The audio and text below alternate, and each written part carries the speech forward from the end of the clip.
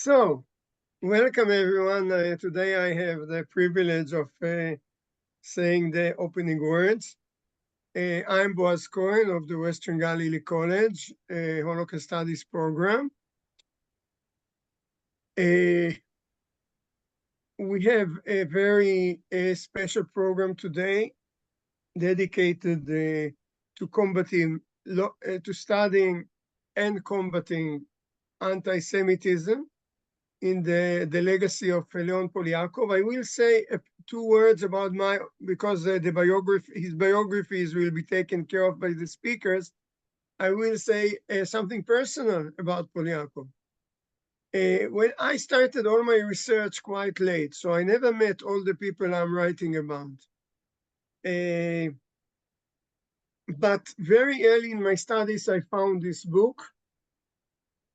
You can see it's falling apart, because I've read it again and again and again, the history of anti-Semitism, the first volume.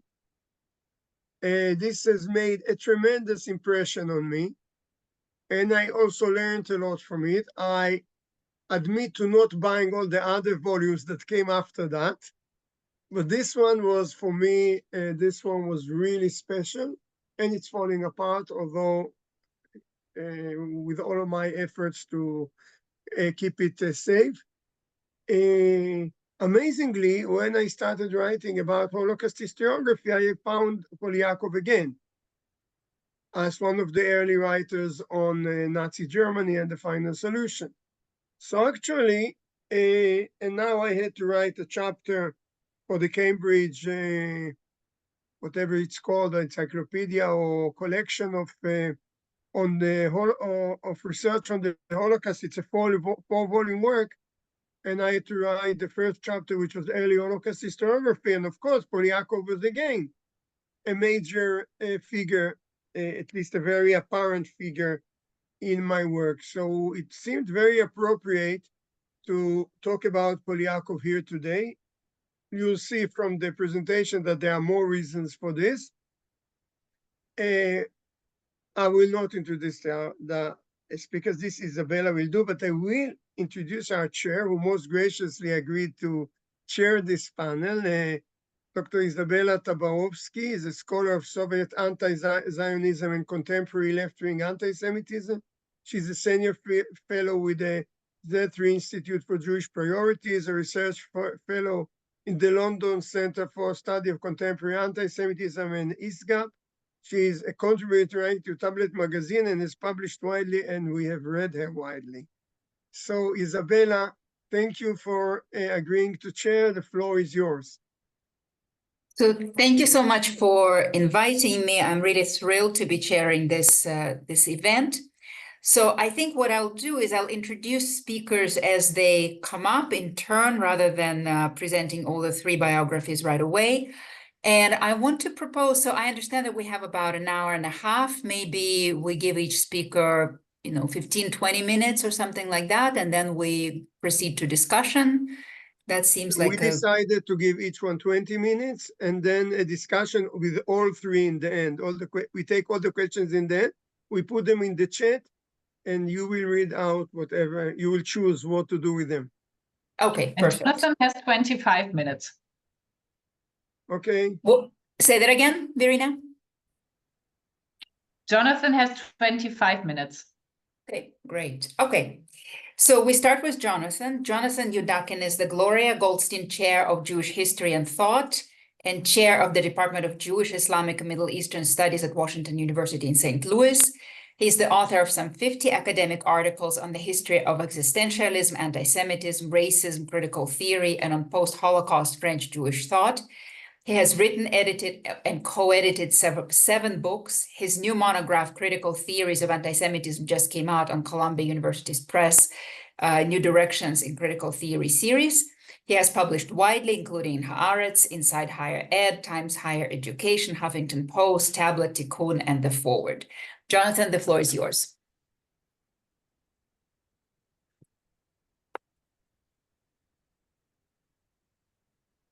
Okay, thanks so much for that introduction. I'm really delighted to be here. I want to thank Verena and Boaz and Alex for joining me. I want to thank all of you who are here. I know from all over the world, in Eretz Israel, in London, and other places. I think today is really important because outside of France and maybe to a slightly lesser extent in Germany as well, Léon Poliakov does not get the immense credit that he deserves. He's an absolutely foundational figure in the history of the Holocaust, and yet he's not included, just as one example of this, he's not included in a book that is called 50 Key Thinkers on the Holocaust and Genocide, despite the fact that his Brevière de la Haine, translated as Harvest of Hate, which was published in 1951, was the first overarching history of the Shoah, based on all of the source materials at the Nuremberg trials, and that it was translated into many languages and really helped shape the field in crucial ways, something that I imagine Alex is going to probably expand upon today a little bit. And despite the fact that Poliakov's multi-volume history of anti-Semitism, Boaz held up volume 1, and he should own all 4 copies of the whole mammoth work, really helped create the archive in the field of anti-Semitism studies. And beside making really the same argument that David Nierenberg makes in his really important synthetic account, perhaps the most important synthetic work in the lost generation, his well-known book, Anti-Judaism, the Western Tradition. We'll see a little bit later that Poliakov makes the same argument Nierenberg does. Nierenberg doesn't even, Poliakov doesn't even merit a footnote in Nierenberg's otherwise sumptuously footnoted book. So we gather today to pay homage to Poliakov in a moment of the global rise of Judeophobia.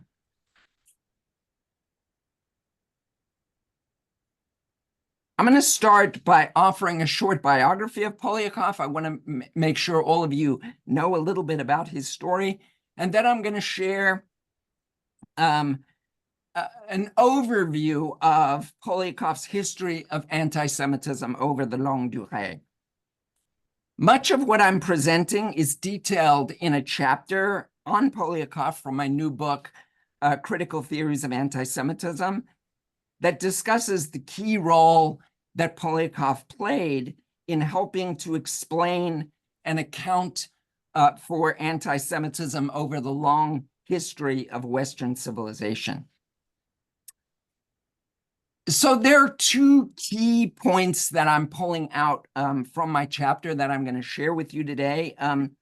First of all, is to give Poliakov his due for the pioneering work that he did in Holocaust and genocide studies, which I know is really going to be the focus, at least part of the focus of Alex's talk.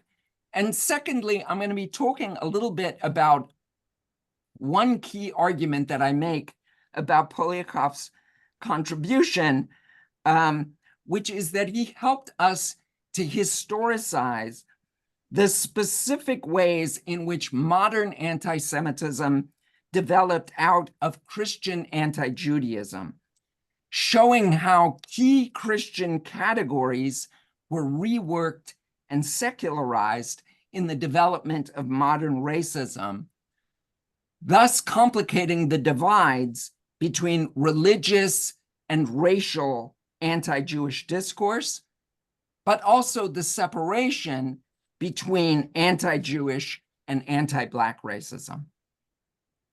So a little bit about Poliakov's biography. Leon was named after Leo Tolstoy, born in St. Petersburg in 1910. He was the only boy in a family of girls, a family that was almost entirely secular. His father was a newspaper publisher, publishing leftist newspapers, and he supported the whites in the Civil War. And so at the end of the Russian Civil War in 1920, the family fled to Paris and then moved to Berlin for a few years before settling in France in 1924. His father would die in May of 1939. His mother would die about a year later, something that Poliakov said later was not such a bad thing, since two Russian Jews who spoke French with difficulty would likely have suffered terribly after the Nazis conquered France.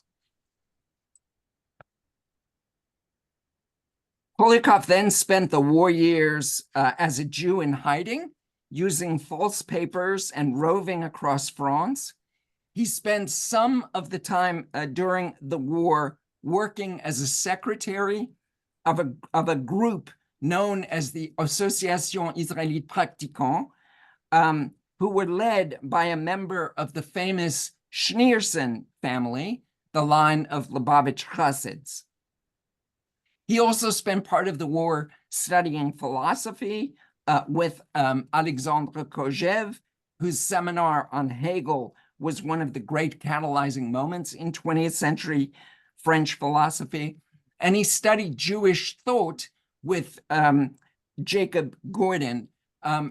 These are really important aspects of Poliakov's own development because of the fact that he, by the third volume of the history of anti-Semitism, apologizes for the fact that it has become very much a history of ideas. And since I'm going to be focusing a little bit on the secularization of certain ideas, I wanted to share that background.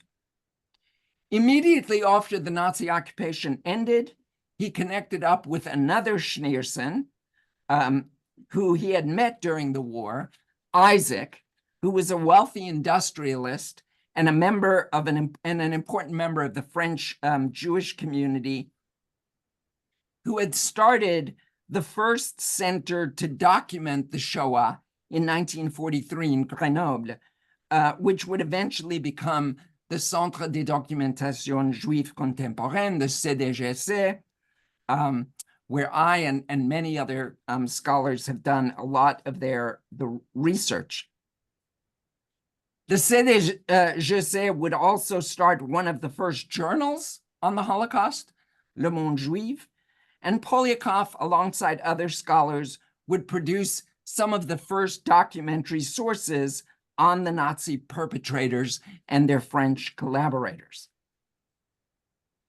Based on Poliakov's discovery of the archive of the Gestapo in France, he was named as an expert and became part of the French delegation at the Nuremberg Tribunal, where he would have the opportunity, given his linguistic background, to explore all of the Russian and the American sources, and along with the French sources that had been gathered, which were much less than the other two allies, he used these to write his history of the Holocaust, Brevière de la Haine, whose archival base was then housed at the CDGC. Today, the CDGC houses not only a library and an archive, but is also the Mémorial de la Shoah in Paris. With the success of Harvest of Hate, in 1952, Poliakov was awarded a position as a researcher at the Centre National de la Recherche Scientifique. And then in 1954, he joined the prestigious École Pratique des Hautes Études, which was then directed by the eminent French historian Ferdinand Braudel, the kingpin of the Annales School at the moment when the Annales School really reigned over French historiography. And the Annales School's approach to history would have a significant influence on Poliakov, since they were explicitly interested in the history of the longue durée. They problematized the idea of the great men of history or history as a history of events, preferring instead to examine the deep history of historical phenomena over a long swath of time. And starting in 1956, and then over the next 20 years, Poliakov would publish his massive 4-volume history of anti-Semitism, which, as you can see from the slide, went from the time of Christ through to 1933. Now, I can't possibly summarize the substantive points that Poliakov makes about the history of anti-Semitism in this mammoth multi-volume work. It runs to about 2,000 pages. There's a shorter 2-volume version of it in French as well. I tried to do some of this substantive work in the chapter of my book. But I do, as I said at the beginning, I do want to highlight one key insight that I try to pull out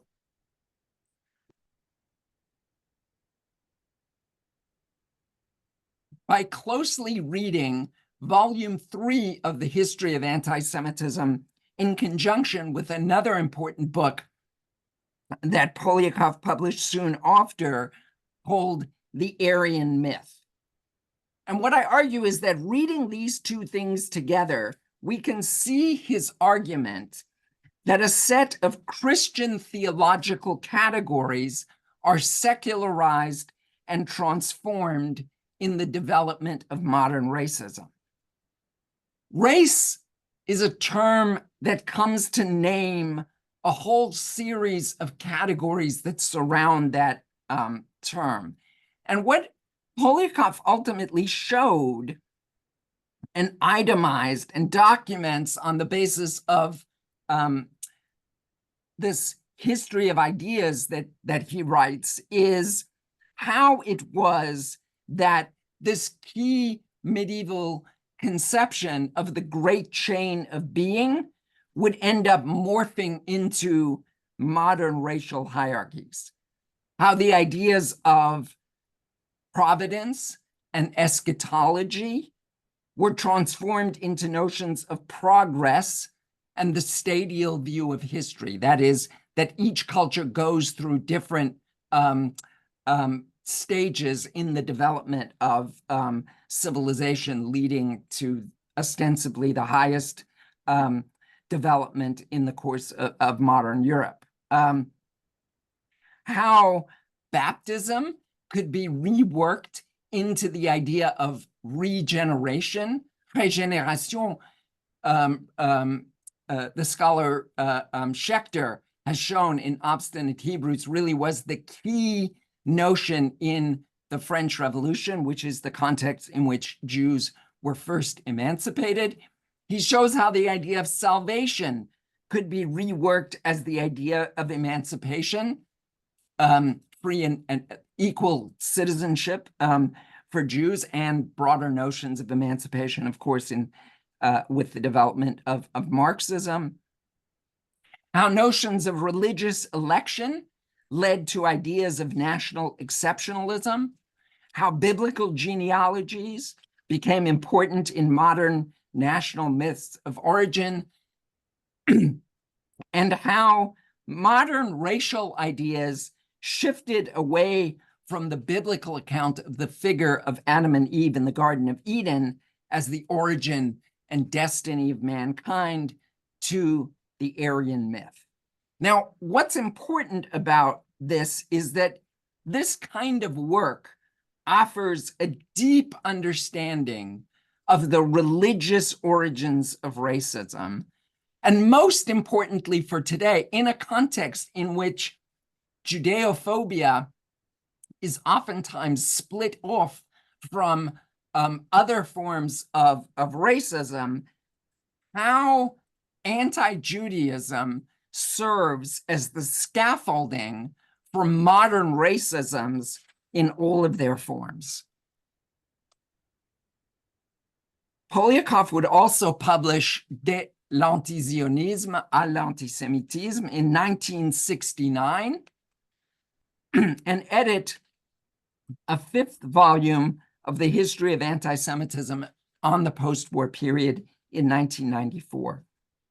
These were pioneering works of what we might call the new anti-Semitism theory that highlights the overlaps and connections between leftist forms of Judeophobia emerging from Soviet anti-Zionism as it melded with Arab and Islamic anti-Zionism following the Six-Day War in 1967. What Poliakov argues is that after 1968, the revolutionary left, I'm going to repeat that, the revolutionary left committed to radically transforming all existing structures, began to interject the Arab discourse of eliminating the structure of the Jewish state, since Zionism was treated as coterminous with colonialism, racism, apartheid, and crimes against humanity by both communists and Arab nationalists.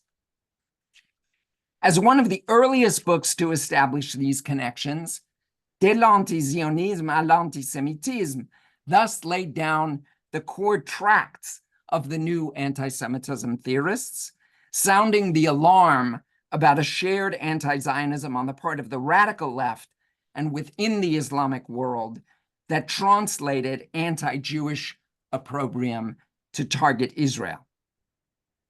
My view is that Poliakov is more careful than many others who build on these connections and who too easily and lazily simply collapse anti-Zionism into anti-Semitism. I think that shortcut is a problem. I elaborate on the problems with it in the book. But for today, what I want to do is to credit Poliakov as arguably the key founding scholar to establish the new anti-Semitism theory.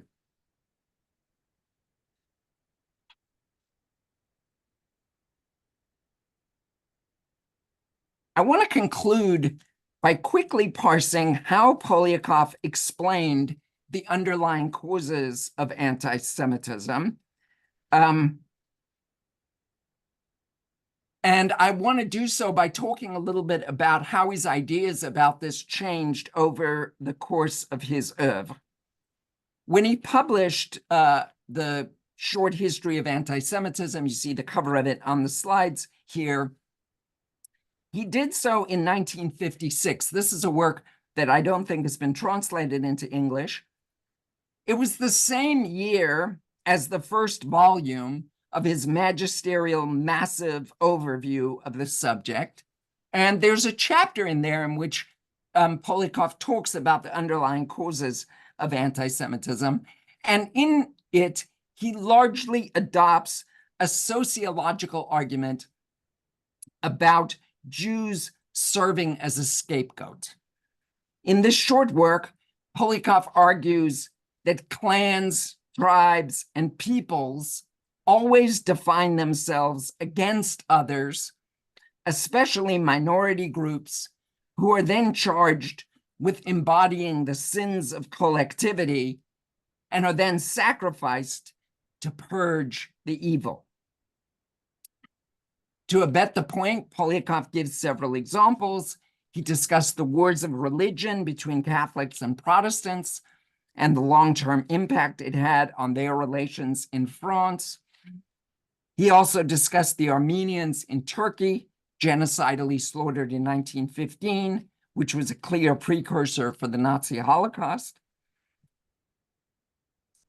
Interestingly, he also mentioned the role of African Americans in the United States in a moment when the civil rights struggle was beginning to gain traction.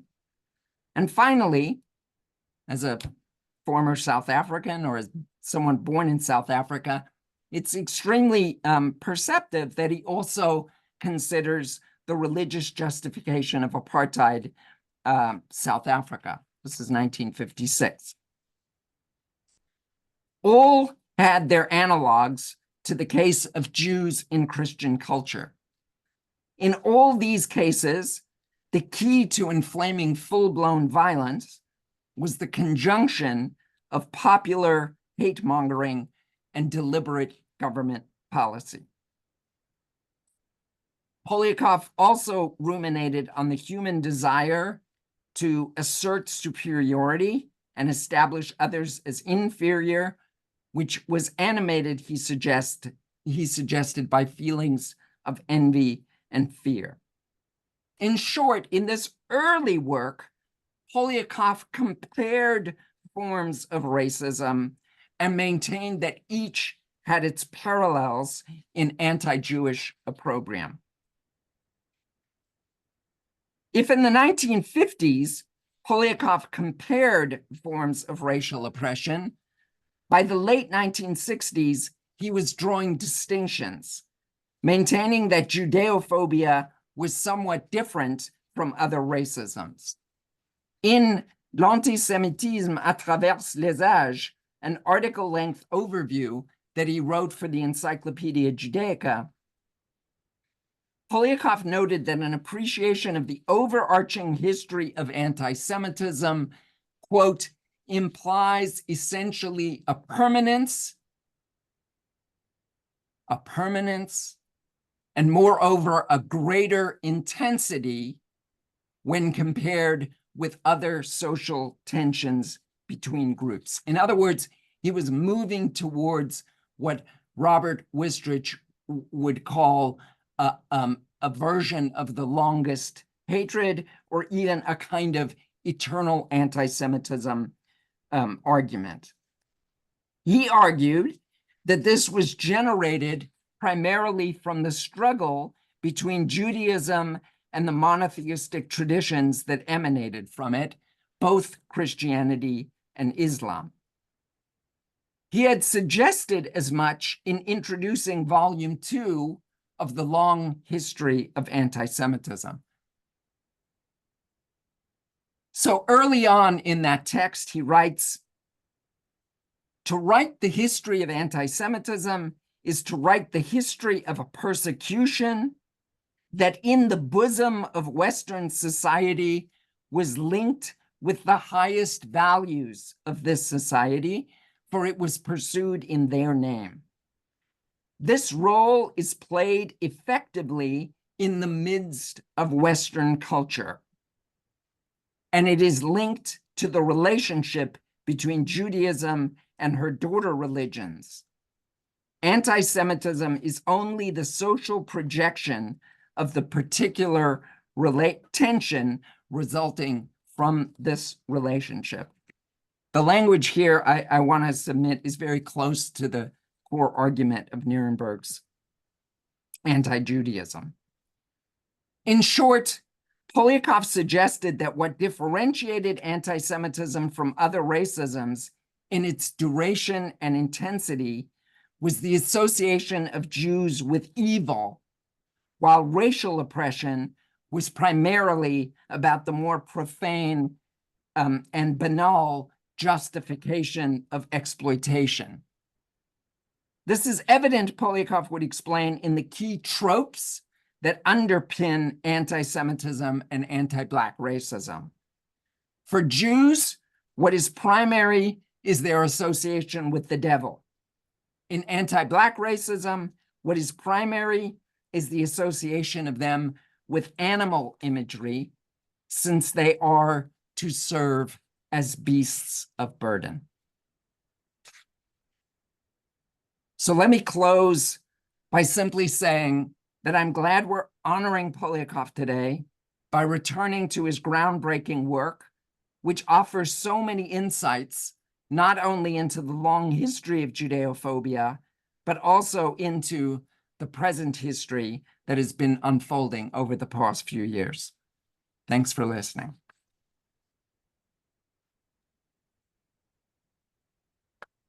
Thank you so much, Jonathan, for introducing us to the subject. Our next speaker is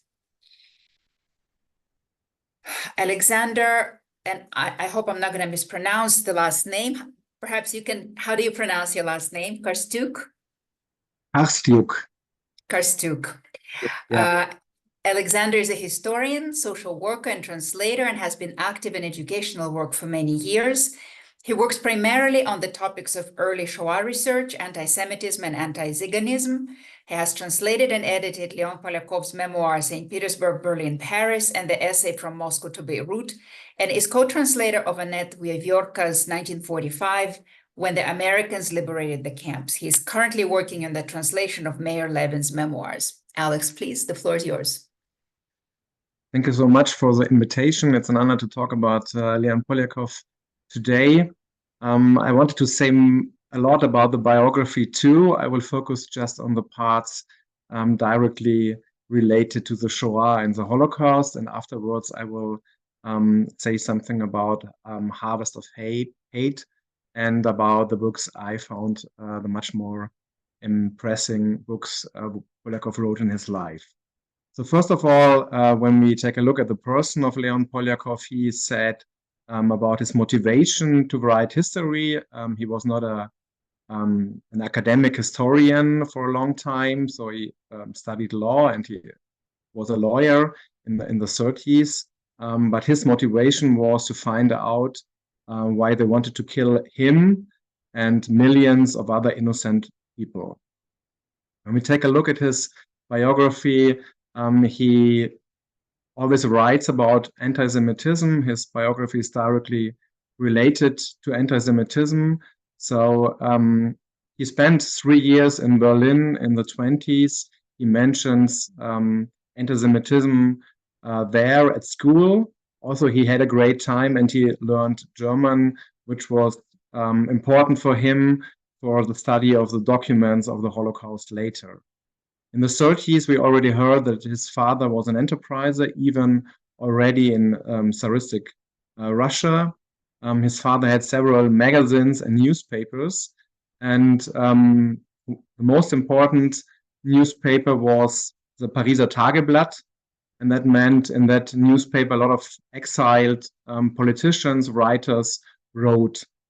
The Nazis started a conspiracy, they started a complot, and they managed to destroy this newspaper, which was important in the end of the 30s for the exiled people, in saying that the father of Léon Poliakov was an agent of the Nazis. So the communists accepted this thesis, and they started a struggle, and the result of the struggle was that the newspaper was finally destroyed.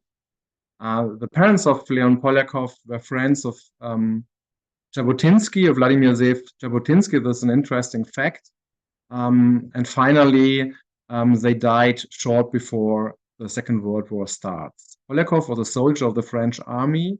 So we saw the picture wearing the uniforms and having the gun in his hand with his best friends. He was not a citizen of France, but he was a soldier as well.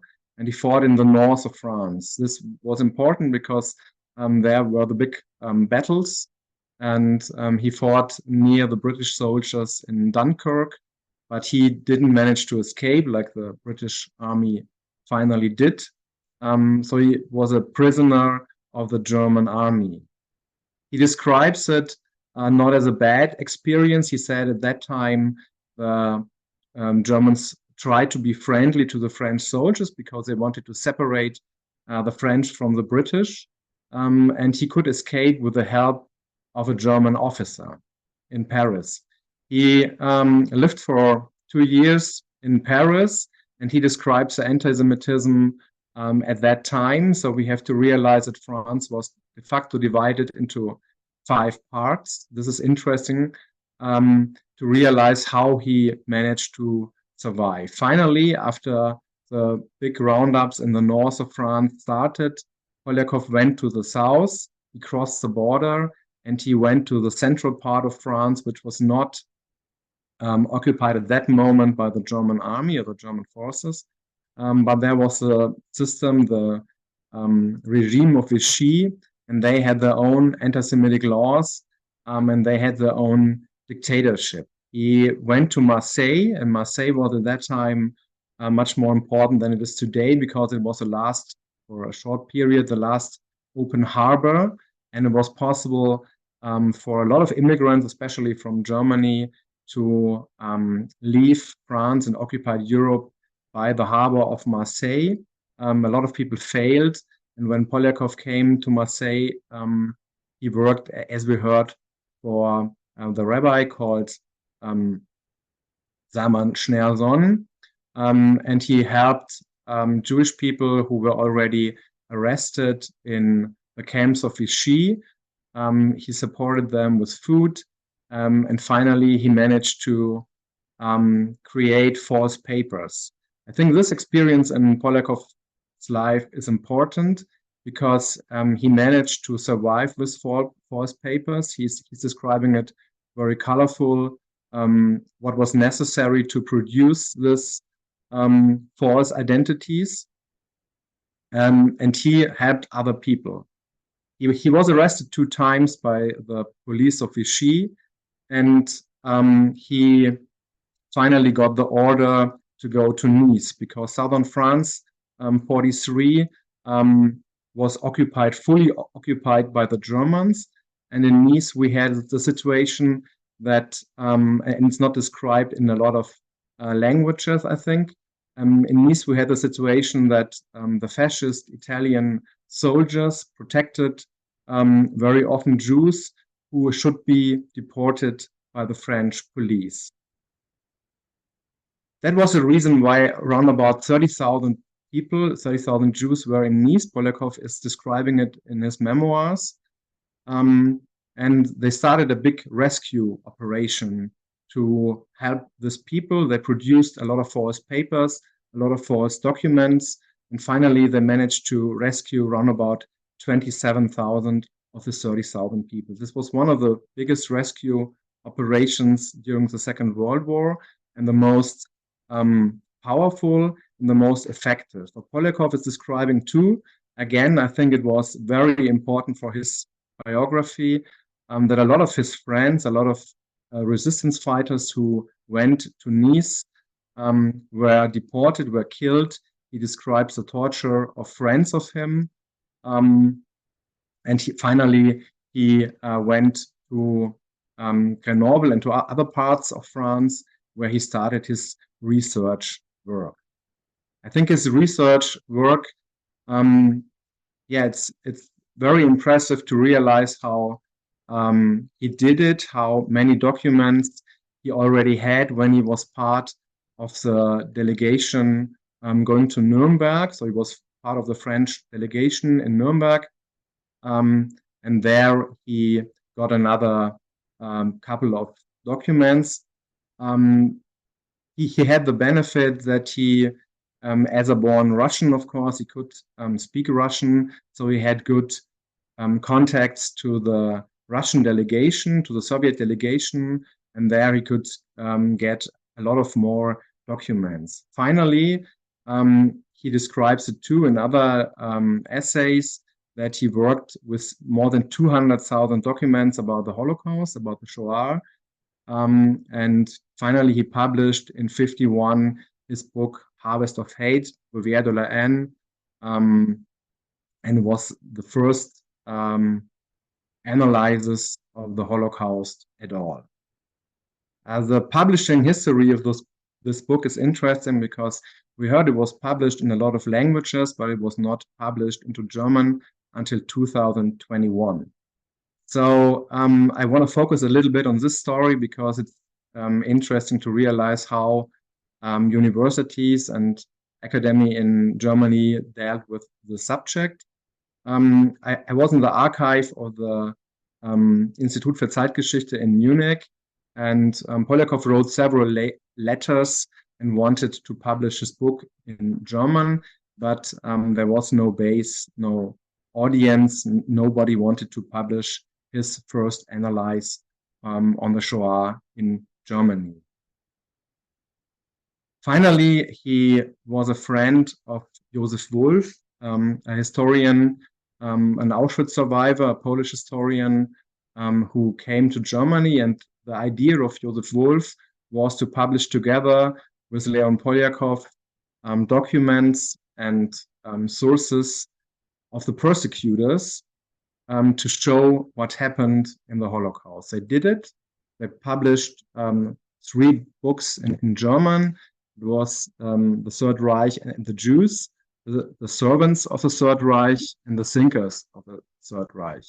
The books were published in a small edition house, but it was a success. So in Germany, the first time in the 50s, people talked about this history. The sources were important for German historians, for German lawyers, and for activists who wanted to punish the persecutors of the Holocaust.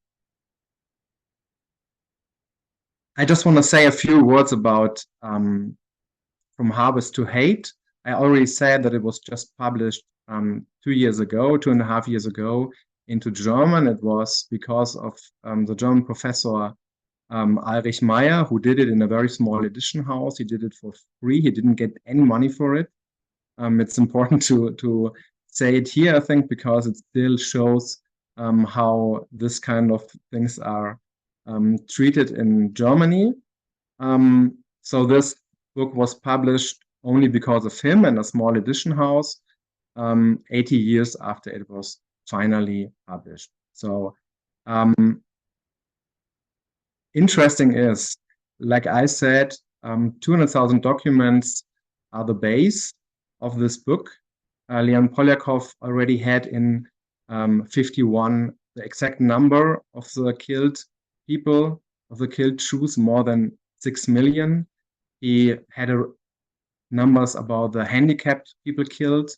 He was writing about the genocide against the so-called Gypsy people. Already in 51, a fact that was in Germany accepted by the government of Chancellor Helmut Schmidt in 1980. He was writing about in French you say Shoah par balle, the mass shooting in the East. He mentioned Amin el-Husseini, the infamous Mufti of Jerusalem.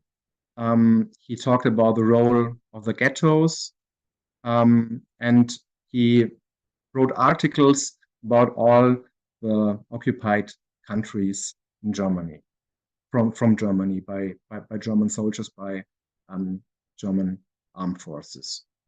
And I think his central thesis, to focus on the ideology, to focus on the base of anti-Semitism, was, in comparison with other works at that time, the best way to deal.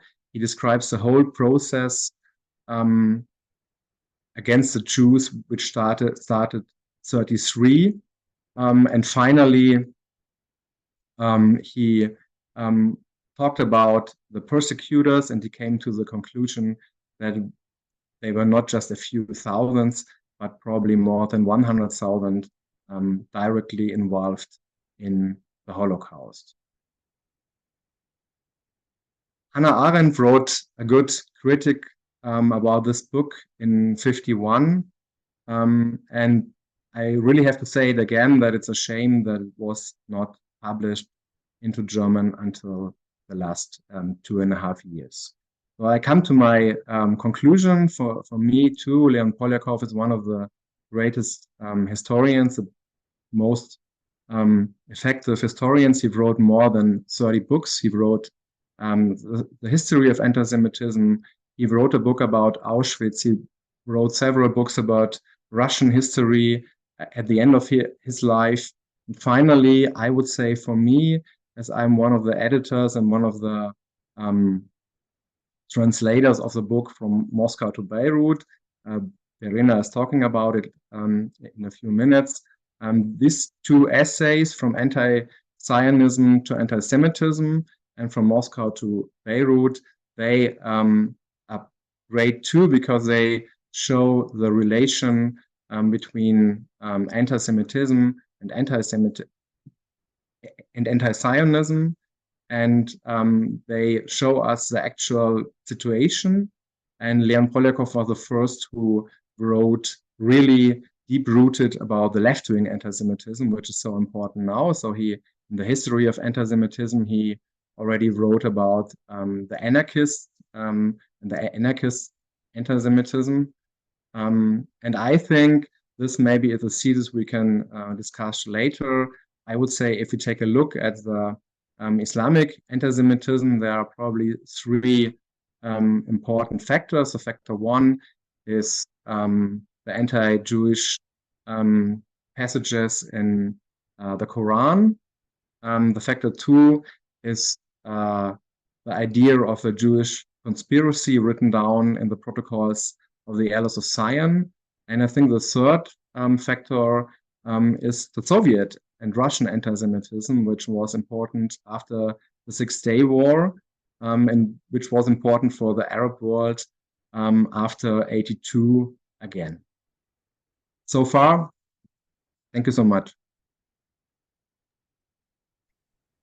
Thank you so much, Alex. We're moving to Verena Boaz, who is an associate researcher of the Holocaust Studies Program of the Western Galilee College here in Israel, where she's responsible for the organization of the online lecture series. Her areas of research include childhood during and after the Holocaust and Zionist Hachshara and non-Zionist training for immigration. She received research grants and awards by the Memorial Foundation for Jewish Culture, the Hadassah Brandeis Institute, the Leo Baeck Institute in New York, and the European Holocaust Research Infrastructure. Together with Dr. Boaz Cohen, she founded a project, Children of War, Holocaust and Genocide. Currently, she's working on an interview research project in Berlin on the impact of the 7th of October on Jewish and Israeli communities in Germany, run by the Potsdam University of Applied Sciences in cooperation with the Competence Center for Critical Education and Research on Anti-Semitism in Berlin. Verena, the floor is yours. So thank you, Izabella, for the introduction and of course for being our moderator today. I'm not sure now, can you see my PowerPoint? Mm-hmm. Okay, good. Yeah. Okay. Wait, So but we see, but you have to enlarge the screen. We see all of it. Now? No. Perfect. Okay, super. Okay. So I will speak about the essay from Moscow to Beirut today. And in this 1983, originally, as Alex mentioned before, in French written essay de Moscow à Beyrouth, essay sur la désinformation. I hope I pronounced it correctly. Historian Léon Poliakov, of Russian origin, which we heard also before, analyzes the social change that had led to an increasingly open and aggressive agitation against the state of Israel, anti-Semitism and anti-Zionism in the course of the 1982 Lebanon War. In this essay, he impressively demonstrates, in the larger frame, how the delegitimization and rejection of the Jewish state has established itself as a new form of anti-Jewish resentment and has led to Israel being equated with the Third Reich, with the Nazis. In From Moscow to Beirut, Poliakov highlights the underlying masterminds and traditions of anti-Zionism and anti-Zionism, a fusion or amalgam of an extensive worldwide Soviet and Arab anti-Semitic propaganda machinery directed against Israel. At the time of writing, Poliakov had already, as Jonathan and Alex mentioned, fundamental works on the Holocaust and on anti-Semitism research. To this day, only little is used by anti-Semitism researchers and related disciplines. From Moscow to Beirut was published in 1983 in French, and only in 2022, this means only nearly 40 years later, also thanks to its translators Alex and Miriam Medler, who is also here with us, I think. I will focus now mainly on the accusation of genocide against Israel, which had already emerged since 1967. And I think Izabella is the expert on anti-Zionist propaganda who led to this accusation. In 1982, this allegation was launched with full aggression against Israel. Worldwide, the Jewish state was accused of genocide against the Palestinian population, and the crimes attributed to Israel were equated with those of the Nazi regime, which was, according to Poliakov, a new form of anti-Semitism in the West. The introduction, written also by Alex, shows that while in the Arab-speaking world and most socialist states, this equation had already been the order of the day since Israel's founding in 1948. It took a longer development in the Western world, as Poliakov demonstrates, with impressive examples and sources, to discover and popularize this form of anti-Semitic disinformation. The historical background was the civil war in Lebanon and the massacres in Sabra and Shatila. The Sabra and Shatila massacres was the 16 to 18 September 1982 killing of between 1,300 and 3,500 civilians during this war. The actual number was never validated. Perpetrators were Lebanese Christian forces, Christian militias in Lebanon. The IDF locked the Sabra neighborhood and the Shatila refugee camp. But what happened after this, Poliakov explains, and it's easy to see that he has an extensive knowledge of the sources. The events of the war in Lebanon and the massacres were accompanied by an unprecedented smear campaign in the press. His focus is on France, where he lived and worked, on the various television channels, which peaked in the allegation of genocide against Israel. As mentioned earlier, the underlying masterminds and traditions of anti-Semitism and anti-Zionism were an amalgam of propaganda in the Soviet Union and the Arab-speaking world.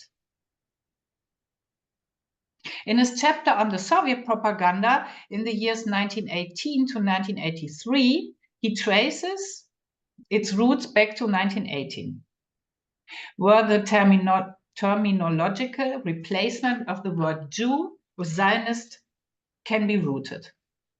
For him, the historical events which were crucial for this development include the publication, as we heard before, of the protocols of the Elders of Zion, the de-Stalinization, trials in the so-called Third World, and he explains which these paved the way for the identification of students in particular with the victims of the West, for example, during the Vietnam War, and thus also with the Palestinians, even when they turned to armed terror attacks on Jewish civilians.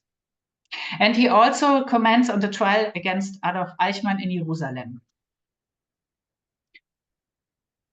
With regards to the propaganda in the Arab-speaking world, he deals with this propaganda in similar detail and with its historical depth, and traces the successive radicalization of anti-Semitism, the protocols of the elders, that is no longer merely nationalistic, but is based on Islamism. He also takes up the strategies of exculpation, such as the impossibility of a specific form of anti-Semitism among Arabs and Muslims, as they themselves are Semites. Poliakov discusses attempts in the Egyptian press to declare Palestinians as a race of blood, a so-called race by blood, and to classify them as an autochthonous population in Palestine. He bases parts of his remarks on the Quran and the dhimmi status of Jews declared there, and quotes parts of the Arab press from the 1950s while discussing the first terrorist attempts by Yasser Arafat, who played the decisive role for Palestinian nationalism. With regards to parts of the Arabs left, which he accuses of misusing, and he always, which is nice about this essay, is his irony, which he uses. The so-called isms, he states, and I quote him, for many of them, terms such as secularism, colonialism, expansionism, imperialism, and above all, socialism seem to have an evidential force in themselves, end quote. An interesting finding he made is the following, and I quote him. An important expression of the success of Arab propaganda is the fact that this spread throughout the United Nations over the years, end quote. For him, this laid the foundation of the exclusion of Israel from the UNESCO in November 1974, against the background of excavations in East Jerusalem, which were also regarded as an attack on Palestinian heritage. Or, of course, the declaration as of November 10, 1975, according to which Zionism was a form of racism, which was later withdrawn, but at this time it still existed. And you can easily add to this propaganda the speech by Yasser Arafat at the United Nations General Assembly in 1974, when he spoke about decolonization, the rights of the Palestinian people, and imperialism. With regards to both intertwined propaganda campaigns, he attested, while choosing the example of the left-wing press in France, but of course not only in France this appeared, I quote him, "The French anti-Semites were truly celebrating a party," end quote.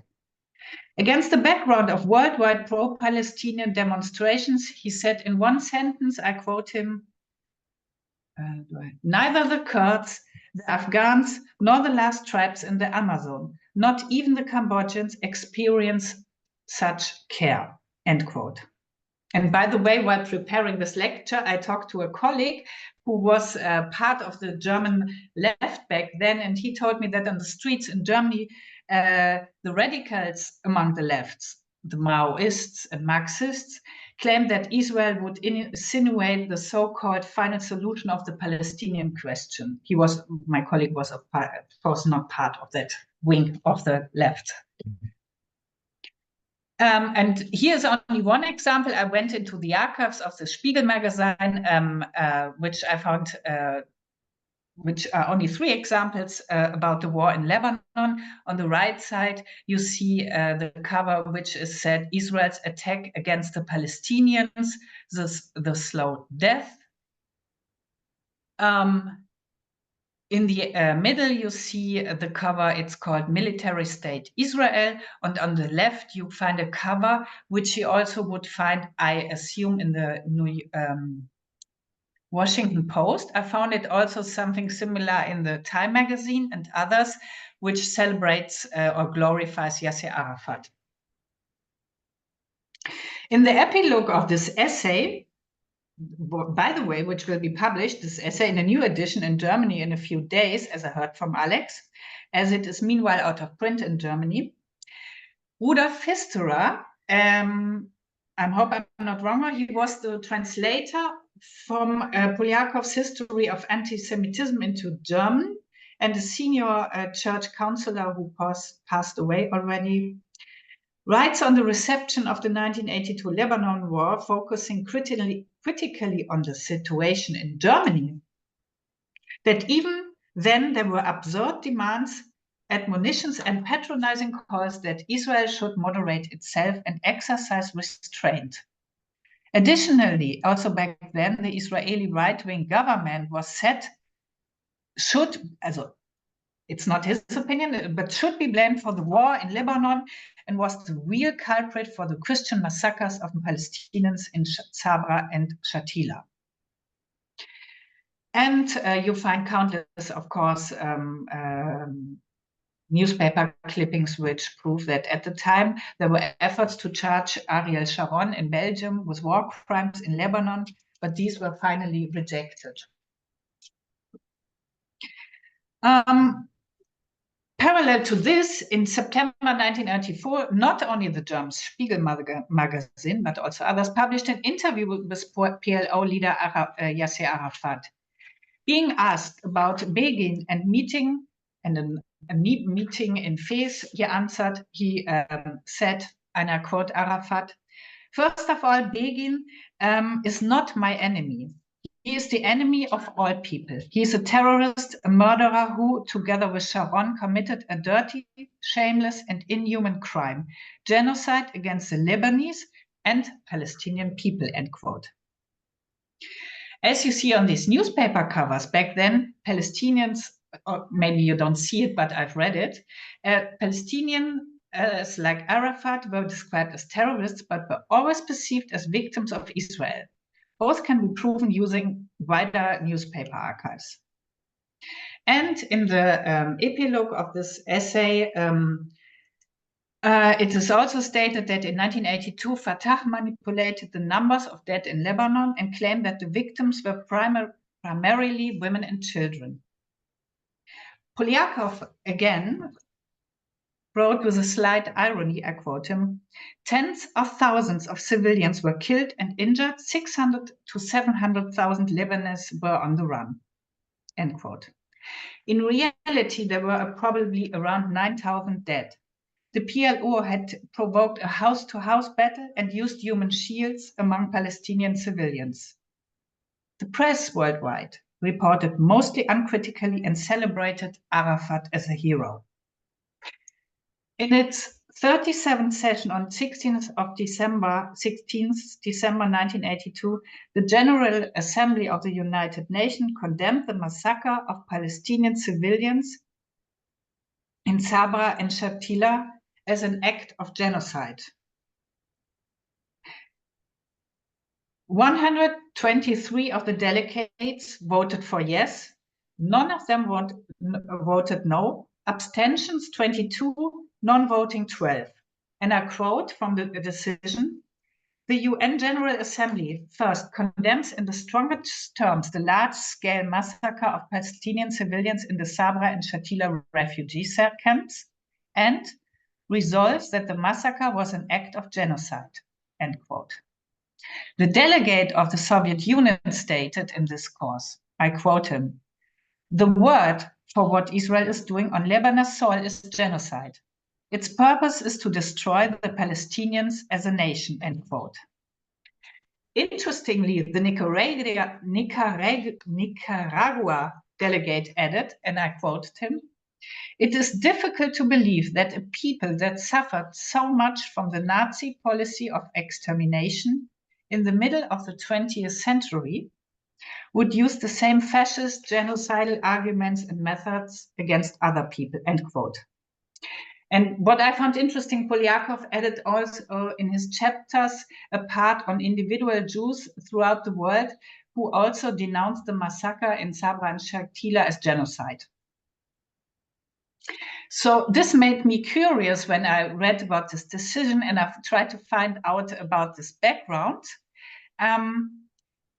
I didn't find so much, but there was definitely one influential report, the so-called McBride Commission's report. It's called Israel in Lebanon, the report on International Commission to inquire into reported violations of international law by Israel during its invasion of the Lebanon. And this is an excerpt. The report as such was more than 280 pages.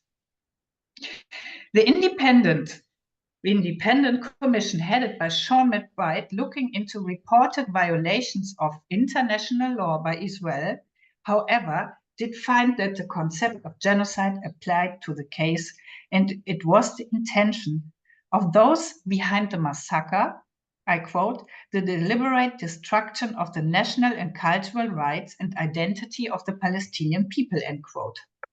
So who was McBride? In 1977, Sean McBride was appointed president of an international commission for the study of communication problems set up by the aforementioned UNESCO. In 1974, he received the Peace Nobel Prize together with the Japanese for his many years of commitment to human rights in various functions and organizations. The Commission's report, Israel in Lebanon, concluded that the Israeli authorities and the IDF were responsible for the massacres and other killings that have been reported to have been carried out by Lebanese Christian militia in Sabra and Shatila. Unlike the later Israeli commission, the Cohen Commission, the McBride Commission did not work with the idea of separate degrees of responsibility, direct and indirect. Interestingly, in the quote, I found in the Commission's report a redefinition of the Holocaust, while equating Nazi crimes with the war actions of the Allies, and I quote from this report: "The atomic attacks on Hiroshima and Nagasaki are remembered along with Auschwitz and Treblinka as prime instances of barbarism. Terror bombing by conventional means of German and Japanese cities was never scrutinized by a legal body." So the subsequent manhunt focused in particular, as mentioned before, on Ariel Sharon, and the Cohen Commission set up in Israel attested the IDF indirect irresponsibility. In my opinion, the fact that those directly responsible were not only never ever prosecuted, but were only mentioned in the press and everywhere in passing by worldwide, this is significant. So what I come to a close now. So what is Polyakov's why is, in my eyes, Polyakov's essay relevant for today? The strength lies in the following. For example, it's worth reading, but for example, the basics of historical anti-Semitism research are skillfully merged, and relevant historical backgrounds are the intertwining anti-Zionist, anti-Semitic, Soviet, and Arab propaganda. Then the more or less incipient equation of anti-Semitism and anti-Zionism in the course of the Eichmann trial, the respective masterminds and ideological backgrounds, and the new forms of anti-Semitism, namely the equation of Israel with the Nazis, which led to accusation of genocide.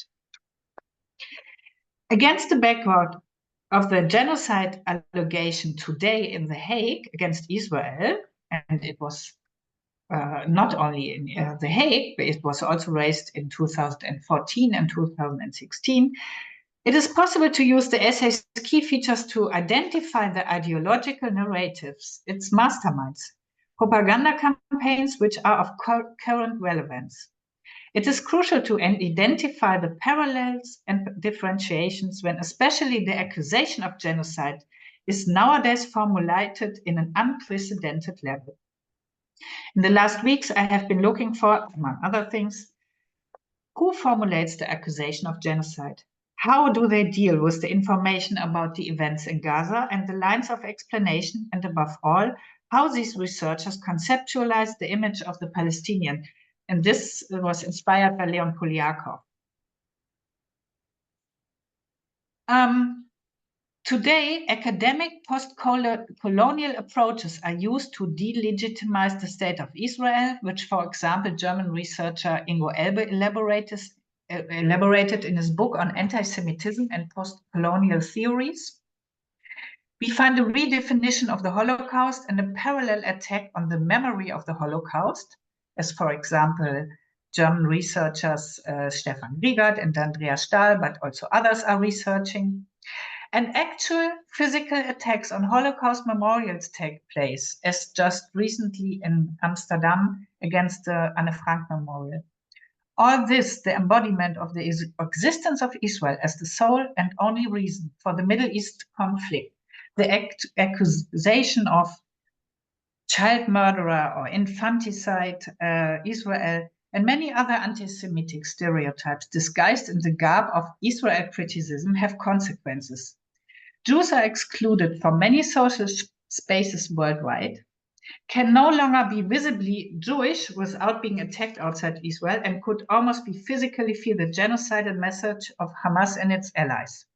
In my eyes, it's the time for a reconsideration of Polyakov's studies. Obviously, he was not only a pioneer of early Holocaust research, survivor historian like Boaz called him, but also a pioneer in finding new forms and alliances among anti-Semites and anti-Zionists worldwide. Thank you. Thank you so much, Verena. So if people have comments or questions, please put them in the chat. And meanwhile, I'm going to take advantage of my role as a moderator and ask two questions that I have. So one is pretty straightforward, and that is, or maybe not, I don't know. Why is it that Poliakov's legacy is actually, why is he forgotten? Why does he not get credit for all the work he has done? You know, and while I was listening to the presentations, I took a quick look at at what we have at the National Library of Israel, and I can see that some of his books are translated into various languages, in English in particular. And I can see, and this leads me into the second question, no, perhaps it's still part of the first one. It's still part of the first one. I see that the essays or his writings that, for example, would interest me in particular, which is on anti-Zionism, I don't see them translated into English. And correct me if I'm wrong, they're not. So I'm curious why, how, and that has happened. So that's the first question. And the second question is, you know, as I was listening to your talks, so Jonathan mentioned that in his 68 essay, he seemed to be taking a cautious approach in terms of kind of postulating that anti-Zionism is necessarily anti-Semitism. But from what Verena was saying, it seems that maybe by 1982, there was an evolution, that he seems perhaps more assertive in speaking of anti-Zionism as a new anti-Semitism. So was there in fact such an evolution? Did his views change over the years and decades? I'd love to hear that. So in whatever order you'd like to take these, and whoever would like to take this.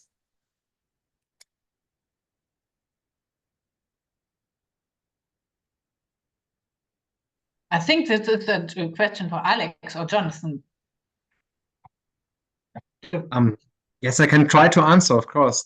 So in my opinion, it's a fact that he was not a left-wing guy, he was not a right-wing guy, that he was a self-taught historian, that he had a lot of friends, but he was never really established at a university. So, for example, in France, you find his books in every bookshop, in every second-hand bookshop, but in Germany not.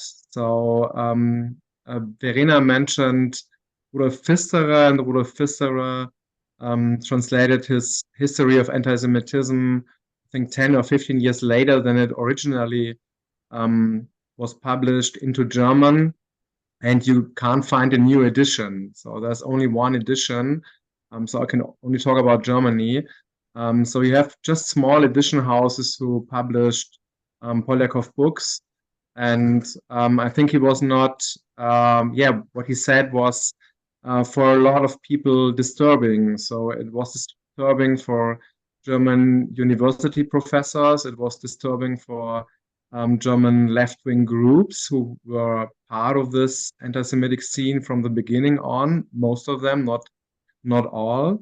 So they didn't like him. And of course, right-wing and Christian, I wouldn't say that, of course, that all Christian people are right-wing, but the Christian people, he describes a long history of Christian anti-Semitism. And so he had a lot of enemies, I would say. And yeah, the real big edition houses were not interested in his works. Thank you, Alex. Jonathan? Sure. Really great questions, Izabella, to get us going. Why is he not more well known? I don't think that the question of translation history, certainly when it comes to Harvest of Hate, can explain that much. I do think that what Alex said about his institutional position is really important. While he was a part of this institution that was important, he was really very much a marginalized figure. He's not considered to be a member of the Annales School, even if you look at the kinds of history that he wrote, it's very much congruent with the Annales School. when we look at his biography, Poliakov really does not become celebrated as an important scholar until the late 1970s, even in France. And it's only in that context where there is this a significant philo-Semitism, a significant new concern about the history and memory of the Shoah, a new rising concern about new waves of new incidents of post-Holocaust Judeophobia that end up emerging in this context, that Poliakov begins to get the kind of credit that he deserves. So one aspect of it has to do with his position institutionally and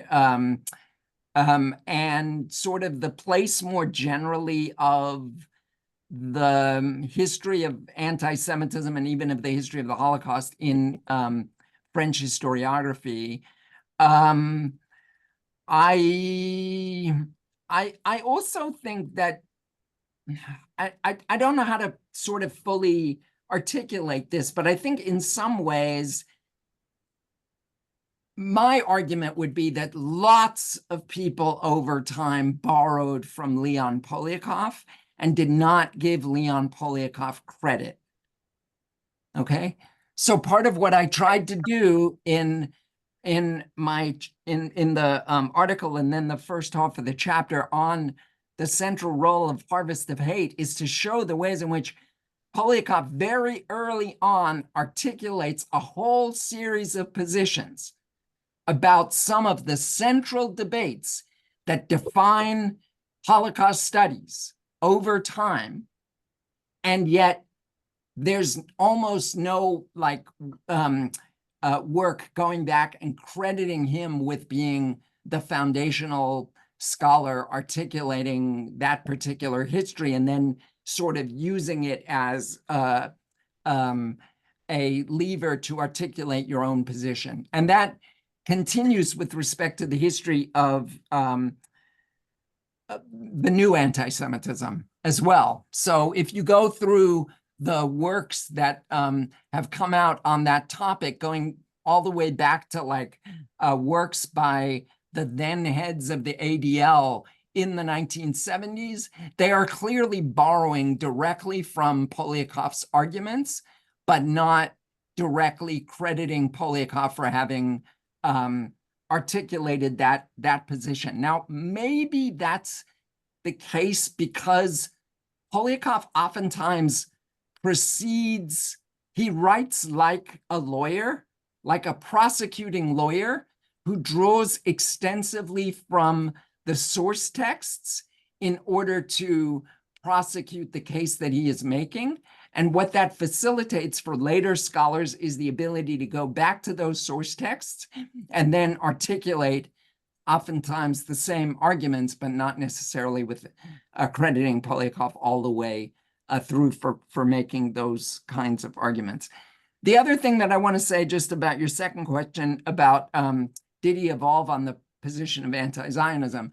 I think that Poliakov's already arguing, I mean, it's there already in the title of the 1969 book, From Anti-Zionism to Anti-Semitism, that there is an overlap and a correlation, and that new wine is being poured into the old skins of anti-Semitism.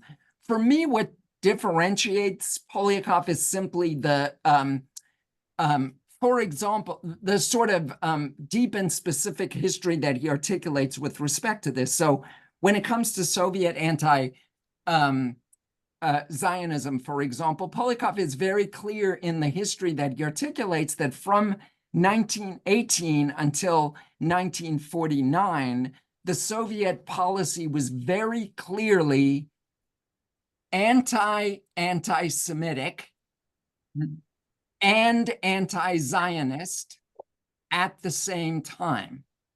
And oftentimes that more complicated understanding of the evolution of Soviet policy is simply left out. So again, Poliakov is clear that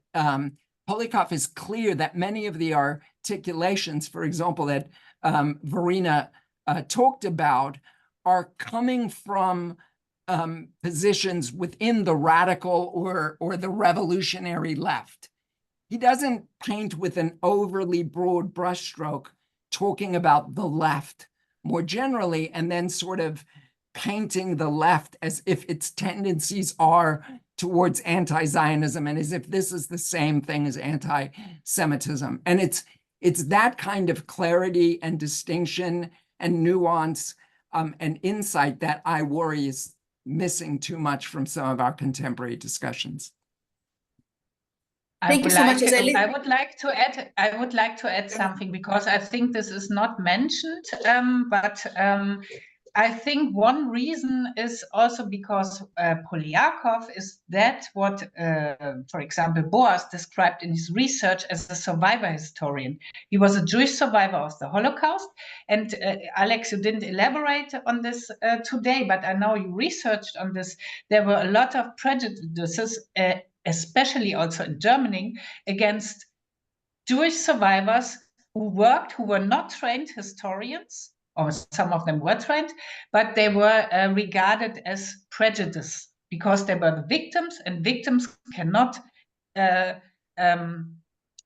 research the Holocaust. On the other way around, I think the people from for example, the founding fathers of the Institute of Contemporary Contemporary History in Munich, they didn't deal with their own past. Yeah, Martin Brochard and all these examples. And this is why Poliakov, and maybe you want to elaborate on this, Alex, and Joseph Wolf were excluded. Alex, did you want to add something to this? I would like to, after Alex. Yeah, exactly. I totally agree with Verena. It was very important. But what was clear in the archive that the German historians focused in their attacks against Joseph Wolf, because Poliakov was French.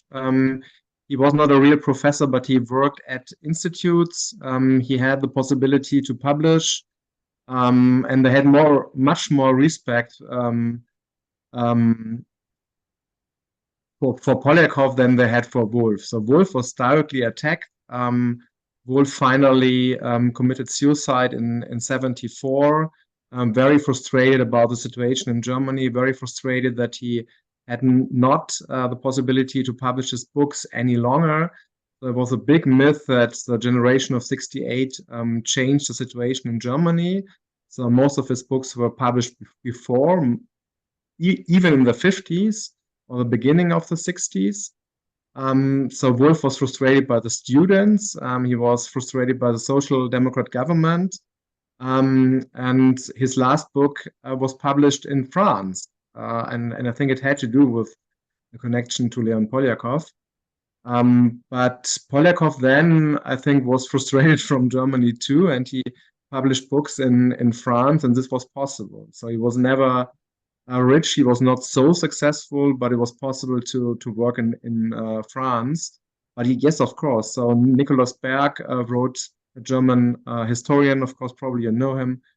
He did great research about the subject, especially about this Institute for Zeitgeschichte in Germany, which changed their policy and now really try to honor this first generation of Holocaust writers. But yes, of course, it was the thing that German soldiers, Brochard was even a member of the NSDAP in 1944, and they said, yes, we can write history, but the survivors can't write because they are biased, they are Jewish, and in this letters I found in this institute, they write that they really just want to make money out of the subject, and it's a task of German historians to write their history. And that's a sad story, but in Germany at least, a few books were published on this subject the last years. I will mention Israel. We have only one book translated into Hebrew, according to the sources I saw now, which is from anti-Semitism to anti-Zionism, or other way around, from anti-Zionism to anti-Semitism. It's a 170-page booklet.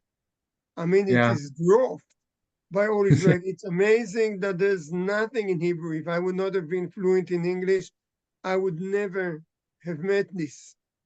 And Israelis don't know Poliakov, period. I mean, I mentioned him a bit, other people, but he's a non-entity in all that is connected to Holocaust research, and certainly to anti-Semitism research, which the old school in Jerusalem, the Jerusalem school was writing. They knew all about anti-Semitism and what did this French emigre had to teach them. I think this is an amazing lacuna, which I have not noticed only now that we are talking, that really there's nothing in Hebrew. It's a real shame, you know. Before I'm going to shift to the questions that we have in the chat, but I just want to say, as I'm listening to this discussion, I'm realizing that had I read Poliakov before, it would have saved me a few years of trying to figure things out on my own. So it's a real shame that we don't have him more broadly translated. Okay, so I have a question from Christina Worth. Thank you for the insights on Poliakov. Does Poliakov cover the topic of German anti-Semitism after 1945? And if so, how does that relate to the studies at the Frankfurt School or other anti-Semitism studies? Does he deal with the reversal of perpetrator and victim and such topics? Who would like to? I'll just quickly start at least. Poliakov would have suggested that the fifth volume of the History of Anti-Semitism was the volume that he edited, came out with a different publisher, and it was an edited volume, published in 1994. There is a chapter on, and it goes through, I'm remembering now this from a long time ago, and I have to go back and look at it, but there are chapters on all different national contexts. And there is a chapter on German post-Holocaust anti-Semitism. I don't remember the arguments that Poliakov ends up making specifically, nor can I say the extent to which they overlap and correlate with, you know, let's say, arguments about secondary anti-Semitism that comes from the Frankfurt School or other kinds of Frankfurt School arguments. One thing that we did hear again from Verena today has to do with what some people call Holocaust inversion, the association of Jews, of Israelis with Nazis, and that so there is kind of that aspect of secondary anti-Semitism, even if it's not called as such by the Frankfurt School. But the question Christina asks is a good one. I have to go back and look at that volume to see exactly what's covered. I haven't read it as closely as de l'anti-Semitisme, de l'anti-Zionisme à l'antisemitisme. Alex, did you want to add something? Yes. So Poliakov, so there's one book published in French. I think it's 89. I'm sure it's 89.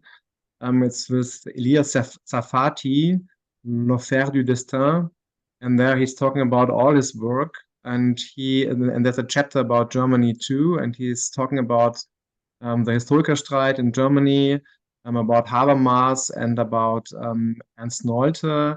And he was very worried about the position of Ernst Nolte and of several conservative or reactionary historians in Germany. So this is worth to read and to translate too, because Poliakov tells a lot about his worldview, and he had right, for example, so he was right with his analysis of Yasser Arafat. So this is really an interesting book, which should be translated into English and German as well, or Hebrew. Thank you so much. And I just want to say we'll go for another 15 minutes or so.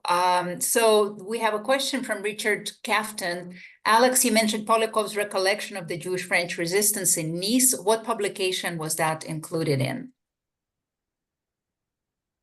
It's the autobiography of Léon Poliakov, and he had written 2 books. I just have the English version of this book, Jews Under Italian Rule. And there he published several documents, and he had his first book about the Jews under Italian occupation. I think it is from 46. So there are several books about it, but the real big source is of Serge and Beate Glasfeld, Vichy, Auschwitz. Thank you so much. And we have the next one. It looks more like a comment, but I'm wondering if it not so much, it's not phrased as a question, but I'm wondering if people would like to comment on it. So Poliakov always writes anti-Semitism without a hyphen, also anti-Zionism. Deborah Lipstadt insists on not using the hyphen. There's no such thing as anti-Semitism with a hyphen. I'm wondering if anybody would like to comment on that. Of course, anti-Semitism now is accepted to be spelled without a hyphen, and it seems that Poliakov was ahead of everybody even on that. But anti-Zionism is still not it's not common to spell without a hyphen. I spell it without a hyphen for a reason. What do people think about that? I'd like to comment on that. Since Boaz is showing so there is a hyphen, you're saying? Certainly a hyphen in the English translation of the history of anti-Semitism. This doesn't have to do with Poliakov, right? This just has to do with the ways in which the orthography of that term has been written, because until very recently, your spell correct on Word would have insisted that you hyphenate the term anti-Semitism. So I sort of going against the stream of current scholarship in my most recent book, I try to raise the question of the hyphen again for critical reflection. In French, in German, the term is not hyphenated, and in other European languages is not hyphenated either. It's hyphenated primarily in English. And part of what I argue is that actually the hyphen raises a crucial question that the insistence that we should not hyphenate occludes, and that's the question of comparability. So the argument that you should not hyphenate is that there really is no such thing as Semitic peoples and therefore Semitism, and that to hyphenate reinforces the notion that that construct is real. But of course, there was a time in which the notion of Semites as corresponding to peoples was a construct that was a part of everyday parlance. And to insist that the term anti-Semitism only focus on Jews and that it always has is a way of erasing what was once an entangled history between Jews and Arabs and other Semitic groups. And there's been a whole body of really important literature history, a large historiography showing the overlaps and parallels within that larger history, and that ties together the history of Judeophobia and Islamophobia. And so part of what I argue is that in actuality, we should be hyphenating, at least under certain circumstances. That's one thing. And number two, I just want to sort of use this as an opportunity to respond to Boaz's question about why do I keep referring to the term Judeophobia instead of the term anti-Semitism. Again, another one of the arguments of the book is that the field of anti-Semitism studies has a whole number of problems. And one of the problems within the field is the very term that defines the field, anti-Semitism. So very shortly after the term was popularized in 1879 by Wilhelm Marr, it spread like wildfire, and it became a term that was readily used to talk about everything from stereotypes about Jews all the way to violence against Jews. And that's still the way in which it operates. And it was also a term that was then used retroactively to talk about everything from the ancient world of Alexandria in the 3rd and 4th centuries BCE all the way through the Nazis. And my argument is that we actually need a new term for the field if, as scholars, we're going to end up being more acute and nuanced and periodize in ways that are really, really important for an understanding of the history and development of Judeophobia, the term that I prefer as an overarching term for the field, and in part because the term Judeophobia more readily links to Islamophobia, to negrophobia, that is anti-Black racism, negrophobia, the term used by Frantz Fanon, and to xenophobia, and that if we're really going to end up getting the history of Judeophobia right, understanding it in terms of these entangled histories is really crucial.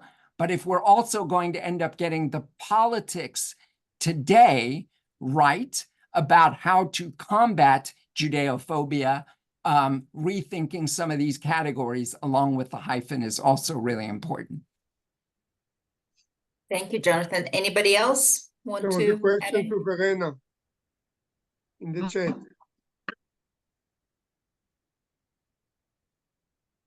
Vera, did you want to add something on this question Which of the question? hyphen?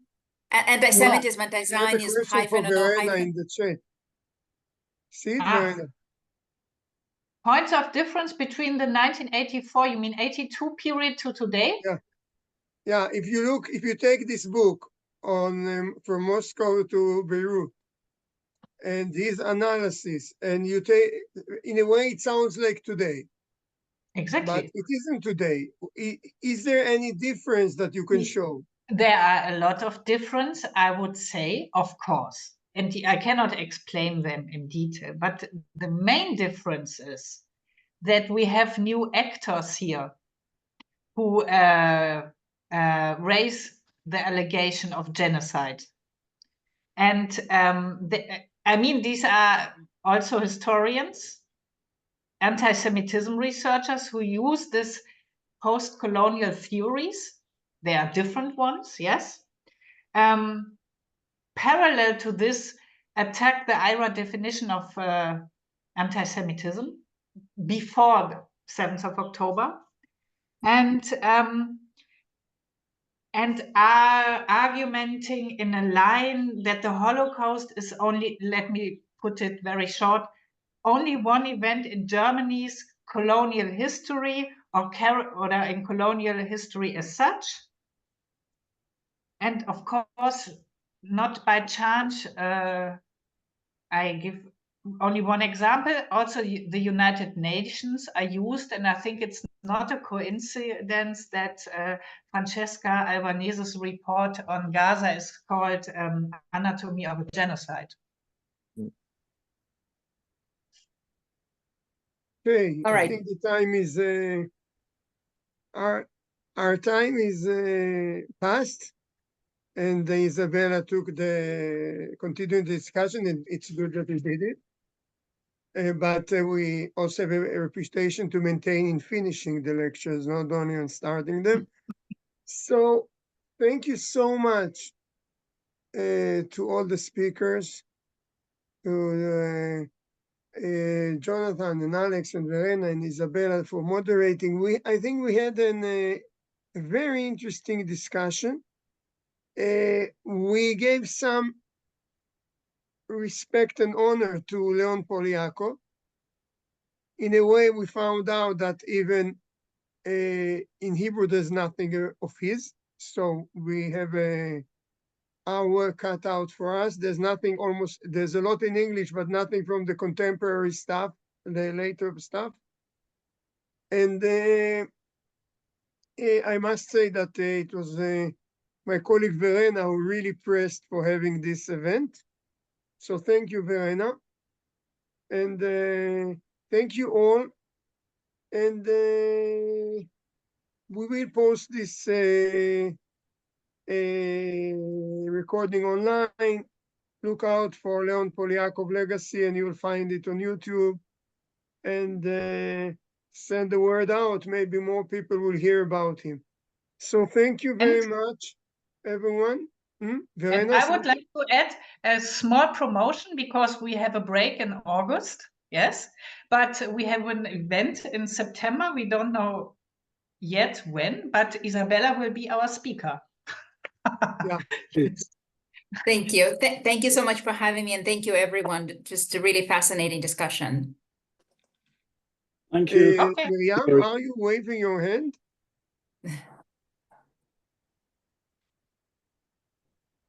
We don't hear you. You're muted. Miriam, you're muted. He asked a question in the chat. Nothing important. Thank you very much. It was very interesting, very important. Thank you from my bottom of my heart. Yeah. Okay, so thank you. Good night from the Galilee. We hope for a quiet night, no rocket interceptions above. And may peace come to all the world and to Israel too. Amen. Amen. Man. Amen. Goodbye. Bye. Bye.